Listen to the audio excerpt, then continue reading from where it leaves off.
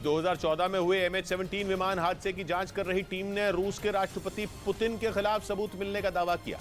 जांच टीम के मुताबिक MH17 विमान किसी हादसे का शिकार नहीं हुआ था, बल्कि उसे मार गिराने का आदेश दिया गया था और यह आदेश खुद पुतिन ने दिया था। जांच टीम ने दावा किया कि MH17 को निशाना बनाने के लिए रूसी मिसाइल का इस्तेमाल किया गया था और मलेशियन एयरलाइंस के इस विमान पर 2014 में तब हमला किया गया था जब वो पूर्वी यूक्रेन के ऊपर से गुजर रहा था। दावा है कि उस वक्त विमान पर हमला रूस के समर्थक विद्रोहियों ने ही किया था, जिसके लिए पुतिन ने उनके एक बड़े नेता से फोन पर बात की थी।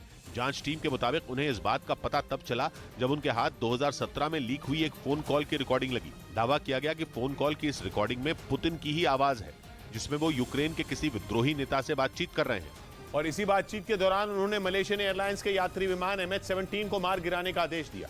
इस मामले की जांच करने वाली टीम के मुताबिक यूक्रेन के विद्रोही नेता ने उनसे रूस की घातक मिसाइल के इस्तेमाल की भी इजाजत मांगी थी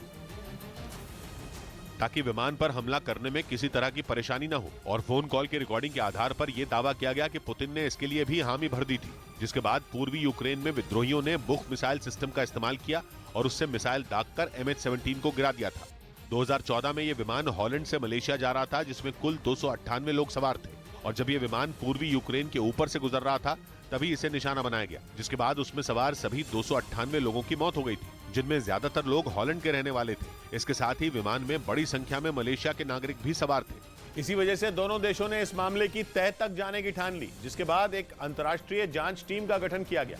इस जांच टीम ने पहले इस बात का शक जताया था कि विमान गिरा नहीं था, बल्कि उसे गिराया गया था और उनके इस शक को ताकत तब मिली जब पश्चिमी देशों के कई एक्सपर्ट भी इस बात को सही बताने लगे। उनके मुताबिक पुतिन ने MH17 को मार गिराने का आदेश इसलिए दिया था क्योंकि वो अमेरिका को सबक सिखाना चाहते थे। इसके साथ ही वो चीन को यह भी बताना चाहते थे कि वो उसके सच्चे दोस्त हैं। असल में मार्च 2014 में कुआलालंपुर से बीजिंग जा रहा MH370 विमान अचानक गायब हो गया था। उस विमान में 227 यात्रियों समेत कुल 239 लोग सवार थे, जिनका कुछ नहीं पता चला।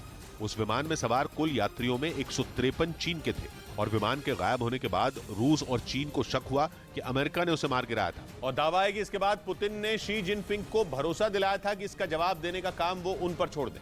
जांच टीम के मुताबिक MH370 के गायब होने के कुछ महीने बाद ही MH17 पर हमला किया गया था, जिसके बाद जांच के घेरे में पुतिन ही आए। इस मामले की जांच के लिए हॉलैंड, ऑस्ट्रेलिया, मलेशिया, बेल्जियम और यूक्रेन के एक्सपर्ट की एक टीम बनाई गई, जिसने एक फोन कॉल की रिकॉर्डिंग की जांच के आधार पर पुतिन पर हमले का आदेश देने का आरोप लगाया। हालांकि इस टीम का यह भी कहना है कि सिर्फ इस सबूत के साथ पुतिन पर आपराधिक मुकदमा नहीं चलाया जा सकता। इसी वजह से MH17 विमान हादसे की जांच कर रही टीम ने फिलहाल जांच रोक दी, लेकिन टीम के सदस्यों ने यह जरूर साफ कर दिया कि वो पुतिन को क्लीन चिट नहीं दे रहे हैं, क्योंकि जैसे ही कोई नया सबूत उनके हाथ लगेगा, पुतिन पर उनका फंदा कस जाएगा। न्यूज़ 18 इंडिया की web series FIR number 208 streaming now.